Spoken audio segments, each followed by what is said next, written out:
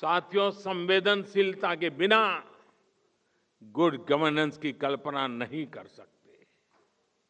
हमारे यहां 110 से अधिक जिले ऐसे थे जिन्हें पिछड़ा मानकर अपने हाल पर छोड़ दिया गया था। कहा जाता था क्योंकि 110 जिले पिछड़े हैं इसलिए देश भी पिछड़ा रहेगा।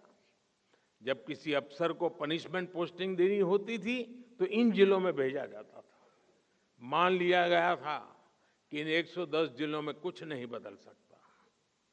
इस सोच के साथ ना ये जिला कभी आगे बढ़ पाते और ना ही देश विकास कर पाता। इसलिए हमारी सरकार ने इन 110 जिलों को आकांक्षी जिले, एस्पिरेशनल डिस्ट्रिक्ट की पहचान दी। हमने मिशन मोड पर इन जिलों के विकास पर फोकस किया। आज यही आकांक्षी जिले विकास के अनेक पैरामीटर्स पर दूसरे जिलों से कहीं बेहतर प्रदर्शन कर रहे हैं। इसी स्पिरिट को आगे बढ़ाते हुए आज हम आकांक्षी ब्लॉक्स प्रोग्राम पर काम कर रहे हैं। साथियों, जब सोच और अप्रोच बदलती है तो परिणाम भी मिलते हैं। दशकों तक बॉर्डर के हमारे गांव को आखिरी गांव माना गया। हमने उन्हें देश के पहले गांव होने का विश्वास दिया। हमने सीमावर्ती गांवों में वाइब्रेंट विलेज योजना शुरू की। आज सरकार के अधिकारी, मंत्री वहां जा रहे हैं, लोगों से मिल रहे हैं। मेरी कैबिनेट के मंत्रियों को मैंने कंपलसरी किया था कि जिसको अब तक आखिरी गांव कहा गया था, जिसको मैं पहला गांव कहता हूं, वहां उनको रात्रि विश्राम करना है। और गए, कोई तो 17 हजार फीट की ऊंचाई पर गए।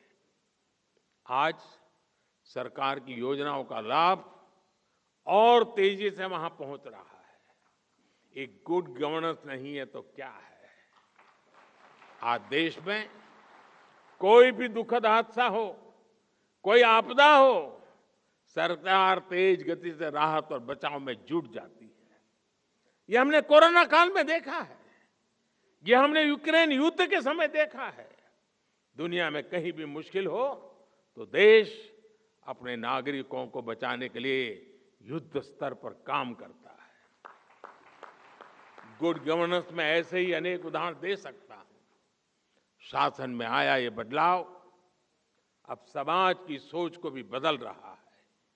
इसलिए आज भारत में जनता और सरकार के बीच भरोसा ये नई बुलंदी पर है।